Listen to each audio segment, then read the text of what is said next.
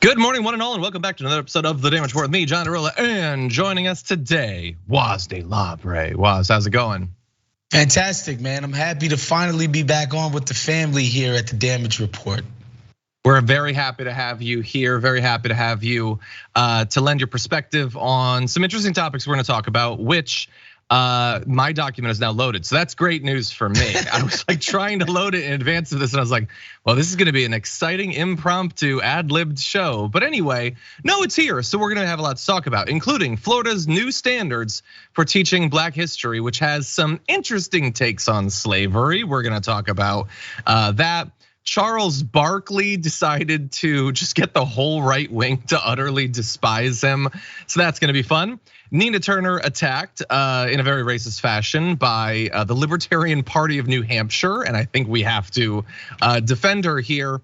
And in just a moment, we're gonna be starting off with Donald Trump's latest threats against the special counsel. Always a good call before legal proceedings begin. But in anticipation of all that, please hit the like button, share the stream if you haven't already, and you can send us comments, tweets, super chats. We'll read some as we go. We also might give away a $100 Blue Apron gift card, which I technically can do and keep forgetting. So I'm gonna try to remember that for today's program and give you all the food you deserve. So with that said, why don't we start this thing off with this? Is it something that concerns you of the people making sure that they don't go out of their right mind if something like that happens? Because I know what I'm thinking of could happen if that, for example, they do say Jack Smith says, okay, I'm going to put Donald Trump in jail.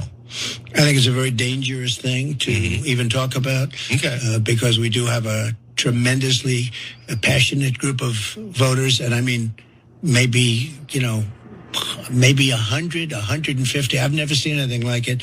Much more passion than they had in 2020 and much more passion than they had in 2016. I think it would be very dangerous. So you've probably seen at this point, sort of like the money quote from that, which is it would be very dangerous if Jack Smith, if the DOJ were to like follow the law or whatever. That would be dangerous. But I don't think that headline really gets across how bad what that tape is in terms of how threatening it is. Donald Trump was like specifically asked about whether we should be afraid of what crazy people might do, which teed him up with an opportunity to tell them not to do anything. And he decided, no, I'm not gonna do that. Instead, I'm just gonna speak positively about people's passion, which was just described to me as a possible prelude to violence. I'm now gonna spin as a good thing. They're more passionate than they were in 2016. They're more passionate than they were in 2020 when they stormed the Capitol and people died. That's all a good thing. It's super dangerous. Let's move on to another topic, I guess. So yes, he did make threats against Jack Smith there, but the threats are so much worse than the headline version of this, I think would lead you to believe. Woz, what do you think? I honestly think he's kind of bluffing here. I think if he were really trying to use this as a tactic, he'd be telling Jack Smith and those folks behind closed doors, like, look, man, you don't want to do this. People might get hurt. I think he's going public with this as a way to maybe get the message out to people around Jack Smith, right? To be like, hey, man, Trump's going out and saying people are gonna act crazy. You might want to reel this thing back, or maybe people above Jack Smith's head who Trump hasn't been able to speak to about his case. Maybe he's trying to reach out to them because this seems ridiculous. Like he could get on the phone with Jack Smith and make this exact same threat. The idea that he's going public with it seems like a bluff, and it seems like he's desperate to get the word out there to anybody who might be listening. Please, write on my behalf. Burn the country down when I lose legitimately for the second time in a row. Yeah, I think you're 100% right. And I'm wondering right now. But to be sure, he is making those appeals 100%. Yeah, no, I mean, look, he does it in appearances on things like the Simon Conway show, which I've literally never heard of, but I have no doubt that like 20 million conservative Americans would literally storm another Capitol if whoever the hell the people are who host that told them to. It's a weird world we live in. And by the way, Trump is appearing on this Weird little show. Anyway, that's not what's important. What I'm curious about is how worried do you think we should be? Because he does this every time there's an update. He says, they're gonna arrest me, someone do something. Or he like directly threatens, for instance, Alvin Bragg, telling people that he's gonna be arrested, that people need to take our nation back. He'll post a photo of him with a baseball bat aimed at Alvin Bragg's head. Anytime there's a big development or there's charges, he does something like this. And I'm not going to say that has not sometimes led to violence. Obviously it has, and sometimes the violence is a little bit more abstract. But in these last couple of cases, it thankfully doesn't seem to have resulted in what he wanted. Like, when he had to turn himself in the last time and get his charges, there was a small group in New York, there was a small group at Mar-a-Lago that organized, but it was not some sort of absolutely massive gathering. They did not, storm DC or anything. So it doesn't mean that it won't happen the next time. And it only takes one crazy person with an arsenal of weapons to do a lot of damage. But like, should we start to feel a little bit less bad about these threats the more times it's demonstrated that although he obviously wants the violence, he can't necessarily get it? Yeah, I think what ends up happening with Trump supporters is that they do a lot of peacocking. And so they're very loud, the people who really love him, or the people who we might assume would be willing to resort to violence in the case that he lost again fair and square. And I think that's why our antennae are sort of raised every time he says something like this, because in our mind's eye, we can see that deeply disturbed, annoying, but fairly marginal, rabid Trump supporter, right? Like in my head, I think about these Trump supporters being the right-wing equivalent of the ladies that wore the vagina hats at the Women's March. Like, not everybody wore the vagina hats, but like, but we noticed the people who did. There was a lot of people at the march, but some people were just more boisterous in their, affectation than other people were. And I think Trump supporters make us feel a certain type of way, right? I just don't necessarily think that they have these huge numbers of people that are just gonna go out in droves like we seen, for instance, in 2020 after the George Floyd assassination, right?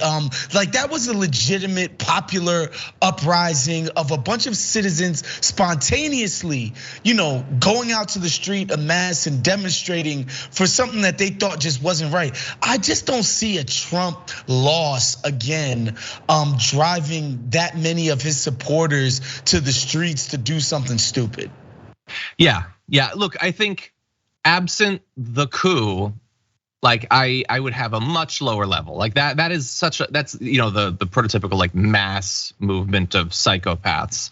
And there have of course been other incidents of violence. There are people who shoot up Walmarts and send pipe bombs and stuff who very clearly are being specifically motivated by Donald Trump with Cesar Sayoc and all that. And of course there are people who are willing to break into Nancy Pelosi's house and bludgeon her husband's skull in. Yeah, I want us to get through a few more years without anything on the level of a January 6th, and then I'll feel much more comfortable. I will say that I don't know what will come of the most recent threats that we just played for you.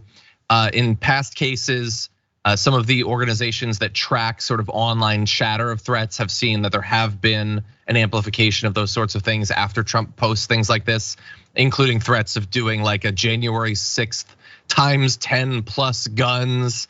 One person, very creative, said that they wanted to use dump trucks to drop a few tons of gravel on 6 bridges in hopes of making them unusable to cause a serious hit to food and economic deliveries in and out of New York. Because like, you can't put them on trial if you ain't got food. And I think that that's really creative. I mean, I think first of all, these people definitely have the resources to get all that gravel, and you couldn't like easily clear that in an afternoon. And there's no food in New York to subsist on, and no other way to get food to New York than crossing the bridges. So it is a big threat, and I am worried about it. It's very much Bane stuff, and we're without a Batman. Anyway, we're gonna move on to other news. I just wanted to put that out there. Hopefully nothing will come of it, but he certainly hopes that something will.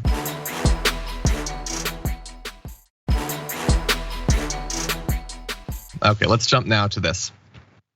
House Republicans are continuing their crusade against the Homeland Security Secretary Alejandro Mayorkas, saying that he has committed a dereliction of duty, which is not just a term that you throw around. It means something specific. That something specific just has nothing to do with secretaries of cabinet departments, but they're still using the term. And to be very clear, they have a long list of issues with him. They're saying that he is not enforcing laws at the border. We basically have an open border, and that's why so many people are crossing at record levels. Now, the issue with that is that that's not true. So we now know monthly illegal border crossings dropped to the lowest level in 2 years last month, falling to under 100,000 for the first time in that time period, according to government data released Tuesday. You can actually see the chart here. Yeah, that's a big drop, and that goes back multiple years. The thing is, you can be mad about what's going on at the border, either honestly or because it's performative, because you're a Republican. But like, if much less than half as many people are crossing the border as were a couple of months ago, and you don't act like 5% happier about that, then I start to really question whether you mean literally anything you say about what's going on at the border. When you're still saying that he should be literally impeached for a dereliction of duty, when they have drastically cut the number of people that are crossing the border illegally, which is what you say you want, then I question whether that's actually the goal. Woz, what do you make of this? I mean, people on that side of the quote unquote argument, not having an intellectually honest discussion about what angers them. The bottom line is, John, they just will never see a Democratic Party presidency as legitimate. So it doesn't matter what Joe Biden does. And trust me, I've got plenty of critiques for the Biden administration, right? I think they've kind of stuck up the joint on a myriad of things that I happen to care about quite deeply.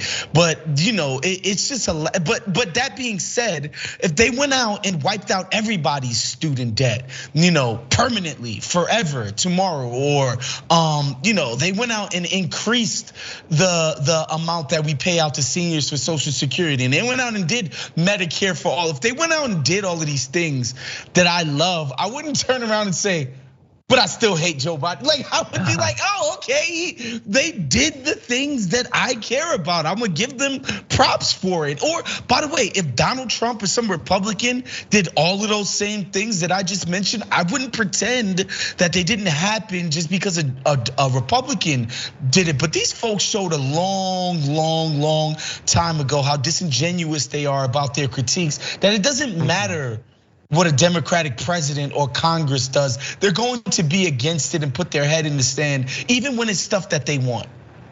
Yeah, 100%. I agree. Have you considered the possibility that because that is how you evaluate, what's being done in the government and what you think about the government, that you're a weirdo? Have you considered that possibility?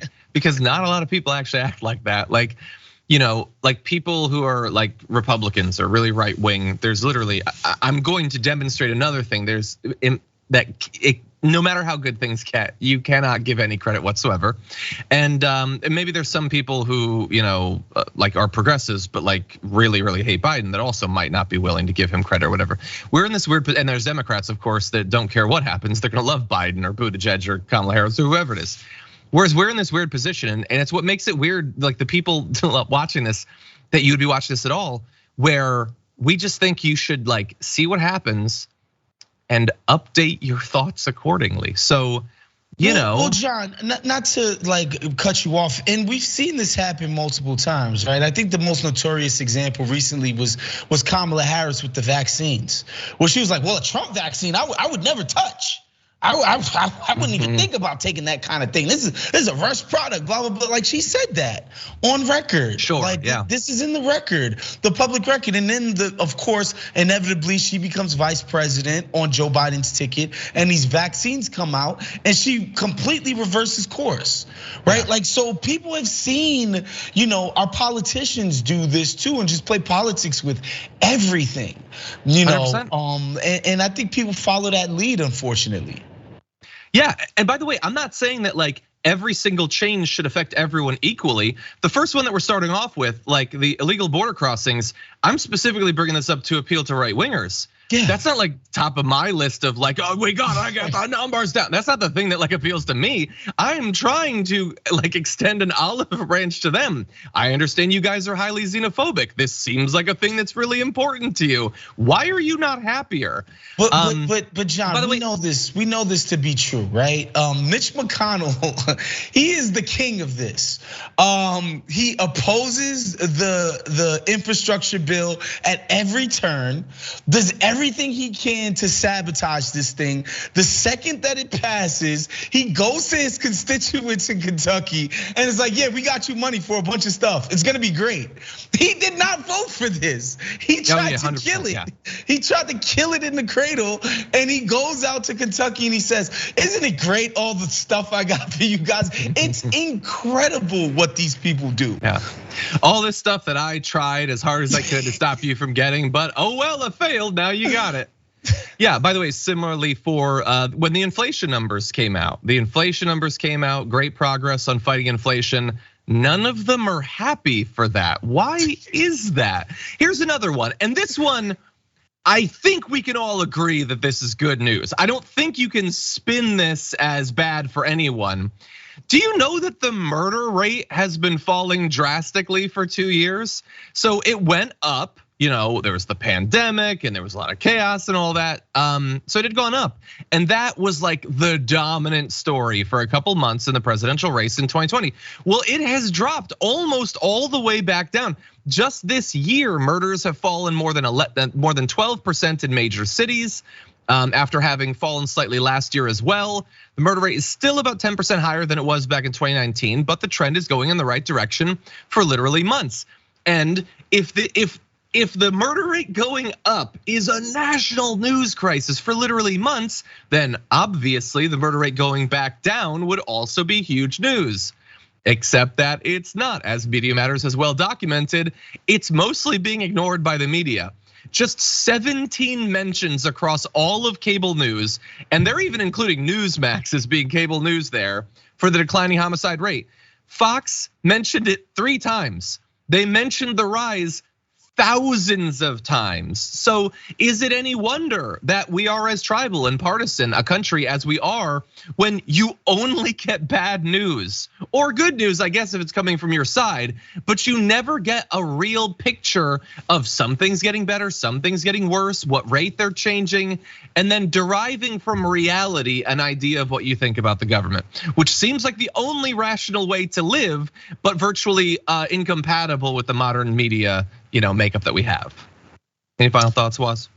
Yeah, I mean, it's sad how this news sort of makes its way to our citizens. That kind of sucks. But I think another part of it, John, even if you did somehow get some heavy hitters to talk about the drop in crime and how we're inching back towards pre-pandemic levels of the most violent types of crimes, we wouldn't get any analysis as to why this would have happened, as to what the differences are, as to what we should be doing to keep it going in that direction, what we know about what works and what doesn't. We wouldn't get any of that anyway, right? It would just be people just regurgitating stats and no actual analysis about how our society is actually going. Exactly, yeah. Yeah, it's disappointing. It doesn't serve, regular people. It obviously serves someone or they wouldn't still be doing it, but not regular people. Now that said, we're gonna take a break. When we come back, there was a lot more dong in Congress yesterday than there typically is. We're gonna try to figure out why after this.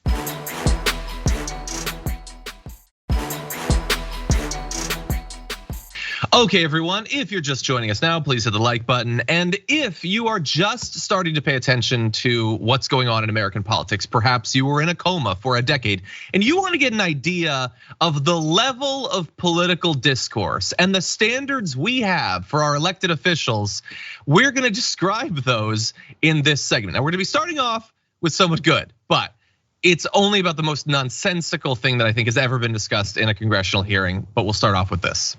If the gentlelady from Georgia wanted to follow evidence, we should also take a look at hypothetically a case where sex trafficking charges against a 17-year-old girl potentially.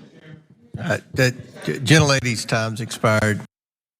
That is AOC throwing fire in multiple directions. So directly, she's critiquing Marjorie Greene, the gentle lady from Georgia, who had just finished showing, I guess technically revenge porn of Hunter Biden live on TV in a congressional hearing where kids could be watching.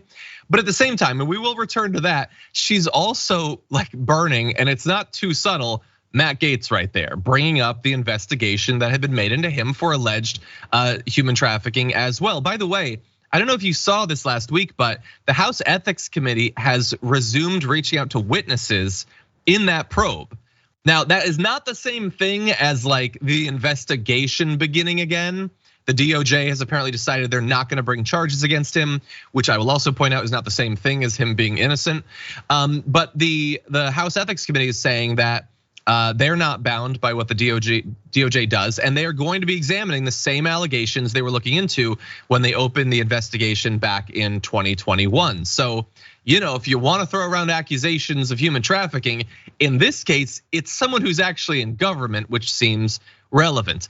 Anyway, look, if this entire thing is hard to follow, it probably should be. We're not going to show you all of what Marjorie Greene had to say or show, but here's just a little bit. To a foreign-based amateur online pornography platform. This is evidence of Hunter Biden making sex. Excuse me, this is my time. Making pornography. Should we be displaying this, Mr. Chairman? So it was blurred out there, but that was just full-on nude photos of Hunter Biden, a woman, literally photos of them having sex. Now, I'm going to just briefly move beyond my level of expertise on the law. It is possible that that is not in any way illegal, but shouldn't it be? And maybe it is. Is that a reasonable question? Like if I were to just get one of your laptops and find nude photos and just hold them up to like the house, is that legal? I feel like someone should be looking into this. For now, though, you might wonder, why is she talking about this? I think a lot of people are wondering that. It's not really clear. It's not really clear why him making a sex tape is a crime, or even if it were a crime, why that's something that the House should be concerned with. Hunter Biden, I will remind Marjorie Greene once again, is not an elected official. He's not an appointed official. He serves no role in government whatsoever. He is a private citizen with troubles, certainly, struggles with drugs and all of that, deserving perhaps of empathy. And if he broke the law in any of these cases, feel free to be specific about what law he apparently broke. But she was just seemingly so affected by these nude photos that she saw that she felt like she had to show them to the class, and the class is the entire country. What do you think, Woz? I'm at a loss for words, honestly. It's just a naked attempt, if you could pardon the pun, to try to embarrass the president. That's it. This is his son. This is the president's son. He bears his name, and he's done amateur porn in the past, and here's the proof of it. She's essentially trying to shame the Bidens publicly by airing this guy's dirty laundry. That's it. It's an obvious attempt to do that. And for me, the most disturbing part, John, was that she had her glasses like your 5th grade teacher sort of on her nose as she was checking it out. I'm just like, Jesus Christ, she's really getting in there. Yeah, like she made the images, she printed them out. Why is she staring at them right then? Why is she gesturing to particular parts? Like she's clearly enjoying this so much. And I'm sure that the right is too. Lots of them are like, yeah, you got Joe Biden. How? I don't know. I guess it's embarrassing. And obviously, our side has never done anything embarrassing. The Trump kids have never done anything embarrassing or whatever. Look, this, as I alluded to in the intro, I think is not good for America that this is the level of standards for Republican elected officials.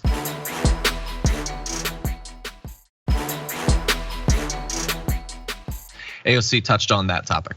Today also marked a new low when pornographic images were paraded in this hearing room. Chairman Comer, last October, you told Time magazine that you were not interested in the sordid details of Hunter Biden's life. You were quoted as saying, quote, "That's counter to a credible investigation," and I agree. Sadly, that is a reflection of how low some individuals here have been willing to go in their efforts to attack the president and his family. And frankly, I don't care who you are in this country. No one deserves that. It is abuse. It is abusive. Now, contrast that statement from a congresswoman with this.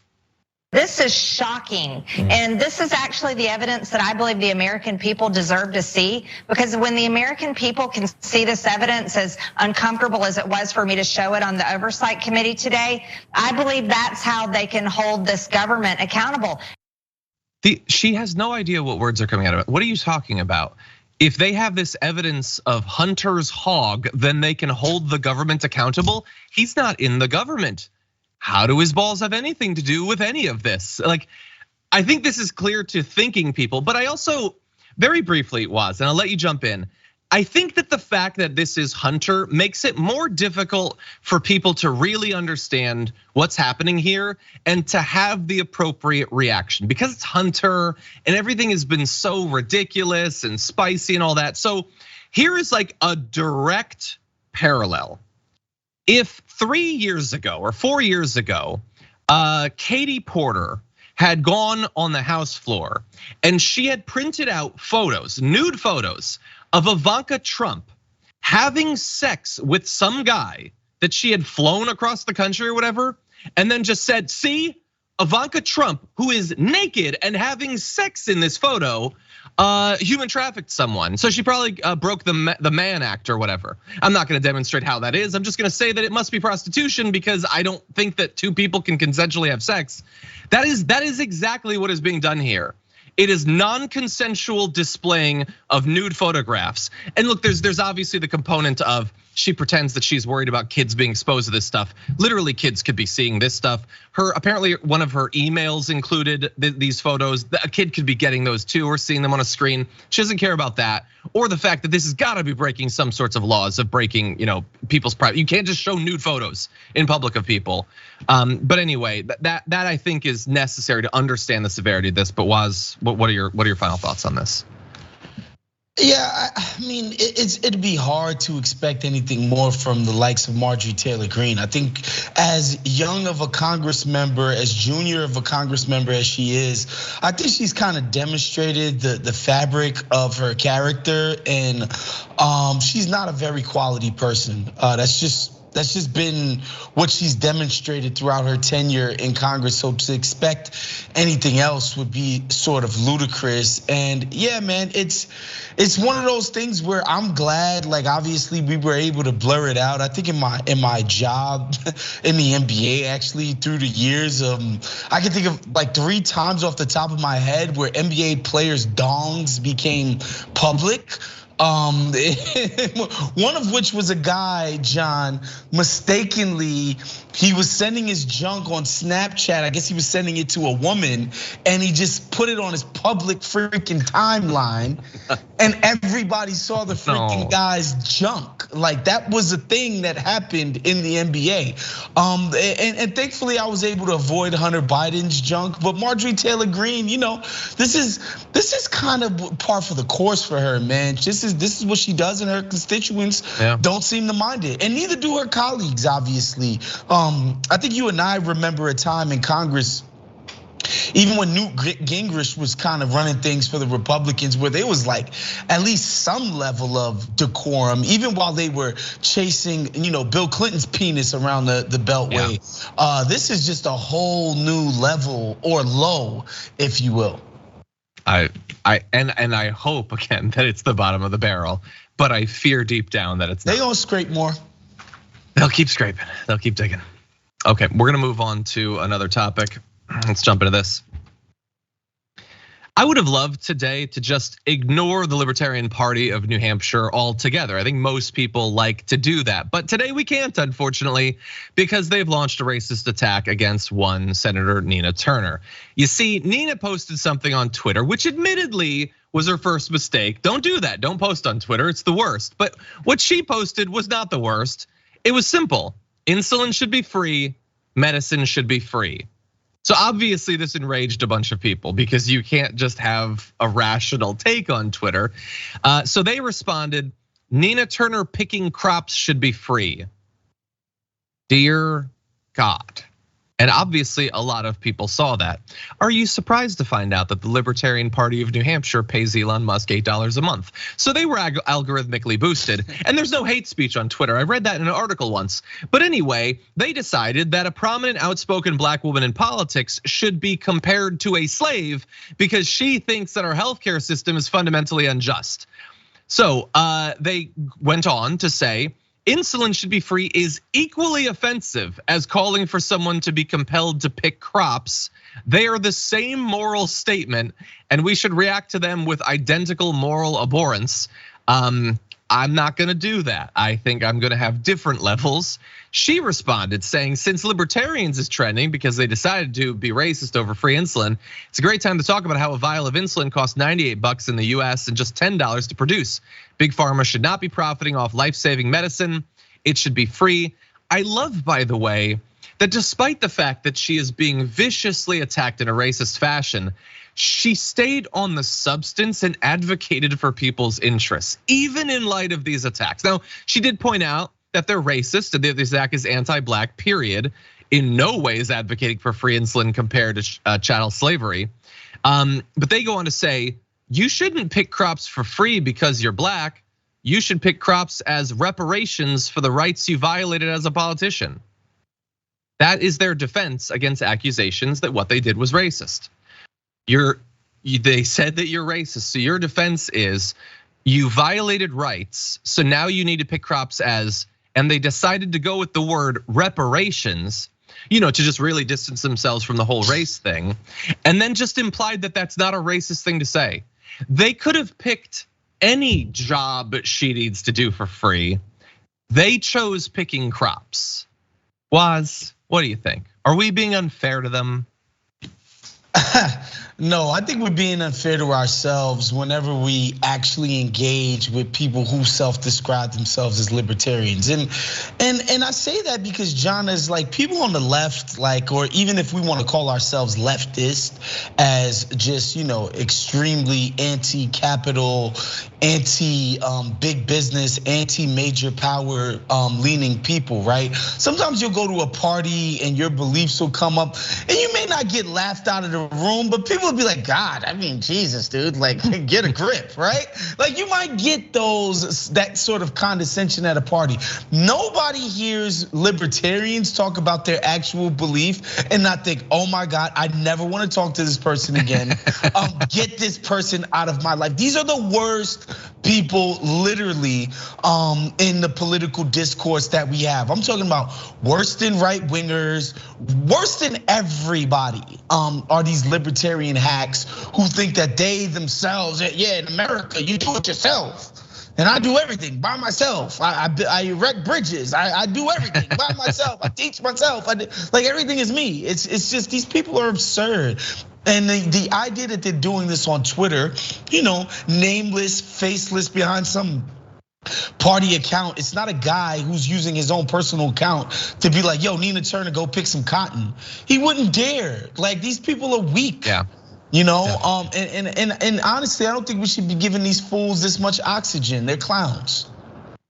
Yeah, and you would think that, I don't know, if I were them, I would probably want to stay out of this when the issue at hand is the fact that having no regulations whatsoever on this allows the price of this particular medicine to be absolutely jacked up out of anyone's sense of what makes any sense whatsoever, that results in people dying, and you can just go across the border to another country and it's a much more reasonable price. This is a demonstration of why regulation is so important and literally is life and death stakes, but they still decided to jump in.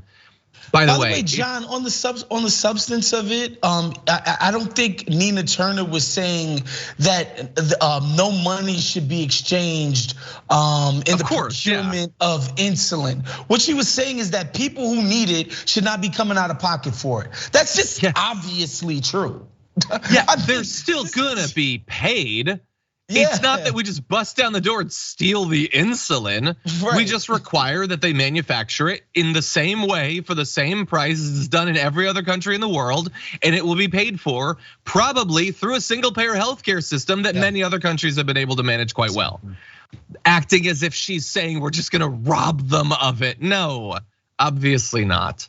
Anyway, very briefly before we end this section, in January 2022, that same Libertarian Party of New Hampshire said, America isn't in debt to black people. If anything, it's the other way around. Dear God. They also said a few months earlier, racism is pretty much a non-issue in America. Libertarians suffer more oppression than black people.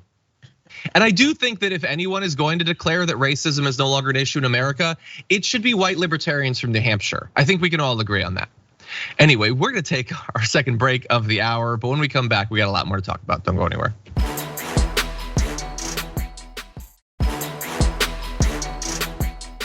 Okay, everybody, let's jump back into the news.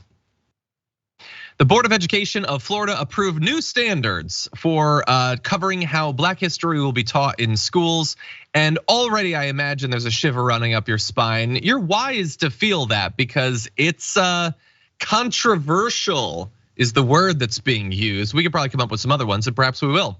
The updated standards say students should learn that enslaved people, quote, developed skills, like on masterclass, that, quote, could be applied for their personal benefit. They can't leave. They can't get another job. They're slaves. If they try to leave, they will be beaten, possibly killed. Dear God. And we need to tell the state board of education these basic things. Anyway, it goes beyond that. They also say that in teaching about mob violence against black residents, instructors should note, quote, acts of violence perpetrated against and by African Americans. Which, like on some level, perhaps makes sense. If you're teaching history, you want to teach the full breadth of history. There were slave rebellions, by the way, that I think should be taught. I personally think they should be taught because it's a demonstration of how horrendous things were that there needed to be literal rebellions.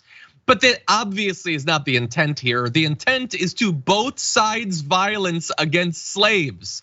Literal slavery, mass rape, death, families being broken up is now going to be both sized as, oh yeah, one time a slave master was killed and I'm supposed to expend empathy for that. Anyway, it goes on to say that elementary school children should, quote, recognize Rosa Parks and Thomas Jefferson as individuals who represent the United States. Sure, on some level, I suppose, although I would throw in the fact that one of them was an owner of slaves, but the fear amongst many educators is that this is designed to take the full breadth of history and reduce it to, hey, there's a person. And that is not fundamentally what history is about. The significance of the people and what they did, the good and the bad, that is what history is about. Or at least that is what history was about and will continue to be outside of Florida. Woz, what do you think? As unconscionable as these attempts are to sort of dumb down our public by way of our children who are the future, I think ultimately this attempt would be futile. It's obviously written up by people who don't really have a firm grasp of our country's history and are just worried about their sensitive fifis ever being offended at any point, right? Like just the idea that a white person might ever feel like in the past there were white people who existed who did things that were not great. Like this is just a ridiculous level of sensitivity that I don't understand. But I think the best teachers, quality teachers, like, yeah, okay, yes, we will talk about slave violence against their masters. Like, yes, who the hell else were they committing violence against, right? Like, it's not as if they got to commit violence against, everyday freed citizens. That was punishable by death. Like this idea that slaves were going out and doing it. And again, if we do an actual accounting of all of the ravages of the institution of slavery, any kid, I don't care how old they are, they're gonna look at that ledger and be like, yeah, the enslavement part is messed up part here. All of these provisions they want to add in, it's not going to put, it's literally lipstick on a pig, essentially. Like, it's not going to make slavery look better. There's no way, if you actually take a real accounting of the truths of this institution, there's no way to make it look anything less than horrible. Yeah. Well, they're gonna try, Woz. It seems ridiculous. I don't see how it could possibly be successful. Good luck.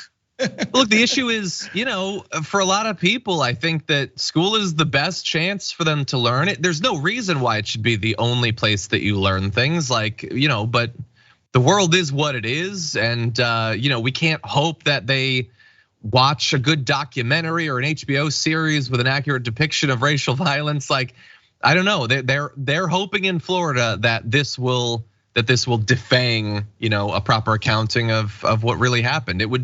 It would seem like slavery of all things doesn't need to be both sides. But I'm not even 100% sure exactly what their position is. So you have conservatives in Florida that are like, hey, but did you know that slavery wasn't actually that bad? Meanwhile, the libertarians in New Hampshire are like, it is literally the same as slavery if I can't charge $1,000 for insulin. Wait, so is it literally the slavery that's not actually so bad? Which slavery is it literally? I'm confused. But anyway. Yeah, and I do think, John, to be honest, it's not as if I think about what I learned about slavery in elementary, middle, and high school. It's not as if I got some detailed accounting of the institution. That's not even what happened. So, honestly, I don't feel too bad that they're trying to do this, because again, it's not as if kids, especially in my generation, were coming out of school and having a very deep understanding about how, exploitation works and how racism and discrimination work in concert with that exploitation for actual money. I think that's the thing that gets lost in this. It's like they did slavery for money. Right, yeah. Like the reason why they did it was to get paid. I don't know that was actually even taught to us in school, where it's just like, here's this thing that gets us really rich. Here's this other thing, racism, that justifies it. Right, which is the same thing that we do throughout every single generation. Like the way that we explain poverty in America, both black, white, Latino, Asian, whatever. Oh, those people, they don't deserve to live great lives with dignity like the rest of us. They're lazy, they're stupid, they're indigent, it's their culture, blah, blah, blah, blah, blah. Like we see these ideas get reinforced where, we have a very exploitative system, and then we have this thing that justifies it. We weren't even taught it that way in high school and middle school. It's almost as if slavery just appeared and racism just appeared as this magical thing, and it didn't have this actual utility of enriching some people. Like people got very rich off of all of this free labor. 100%. And so that's why I'm just like, look, man, if these people want to give them a watered down version of the hogwash they're giving us anyway, it's hard for me to get too riled up, 100%. No, I'm glad that you focused on that. Yeah, that this was not like, it wasn't like the slave masters desperately needed this help so they could survive the coming winter. No, they wanted to have more money. And by the way, doing any of these acts is utterly evil in any context, but like you guys did it for money in a time when, and look, this is gonna be the dumbest critique of slave masters ever. Like what? So you could have like a better effing candle or whatever, like a different horse. There wasn't even good stuff to buy, and you were so, God, I will never understand the rich. I will never understand why they feel they need to have that much money. You guys didn't have zippers, I don't think, back then. What were you accruing all of this wealth for? Anyway, we're gonna move on to our next topic because I think we're running low on time. I would love to get to people responding to that. Perhaps we'll use it in the future, but for now, we do need to move to one Charles Barkley. Let's jump into this. I got 3 cases of Bud Light. Hey, and I want to say this. If you're gay, bless you. If you're transgender, bless you. And if you have a problem with that,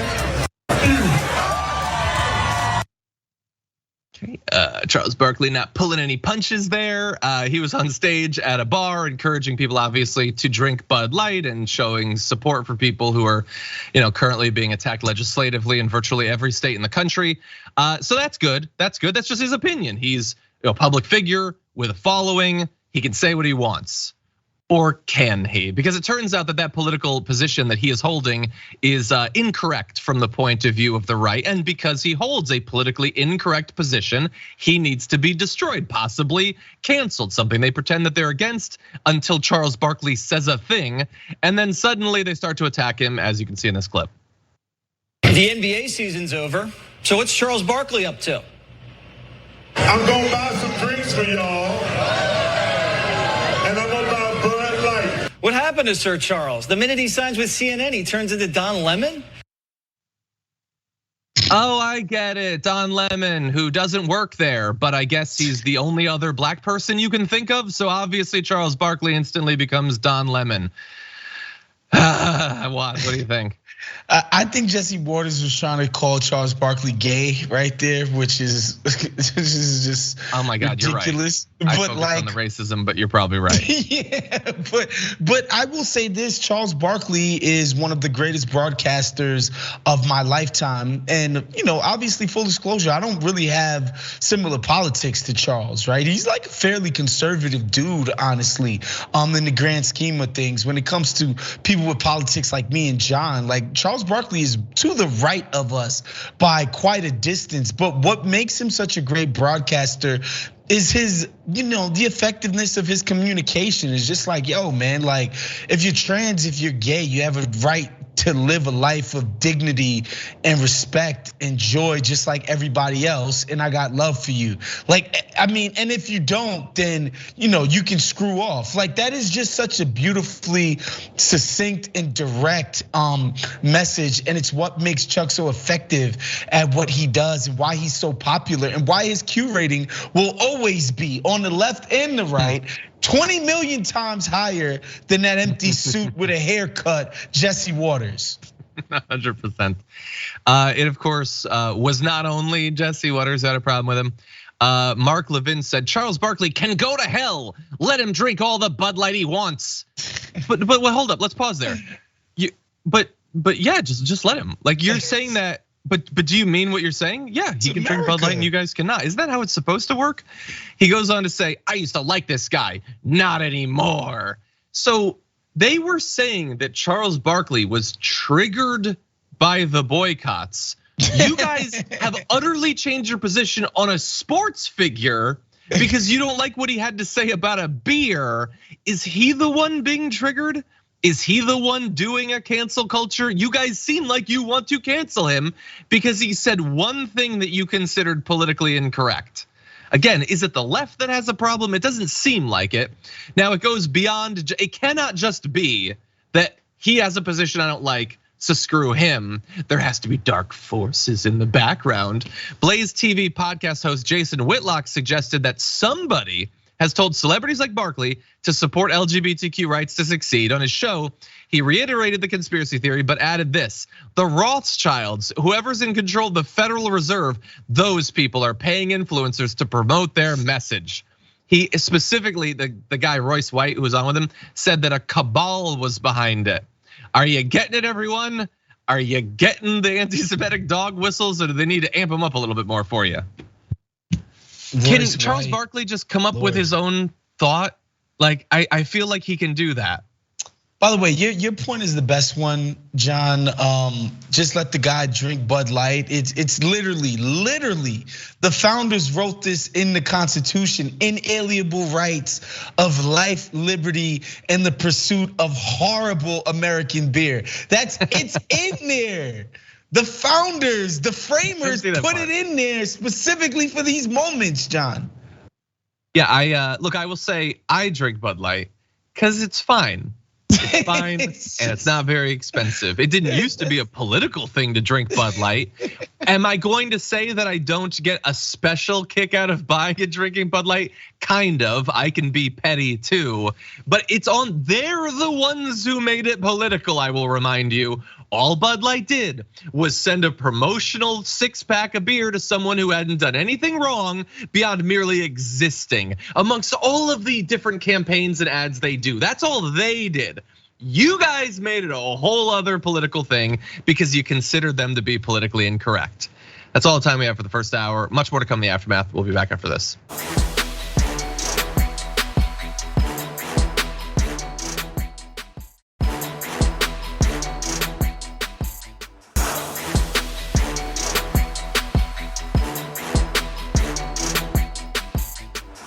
Thanks for listening to the full episode of The Damage Report. Support our work, listen ad-free, access members-only bonus content, and more by subscribing to Apple Podcasts at apple.co/TYT. I'm your host, John Iadarola. I'll see you soon.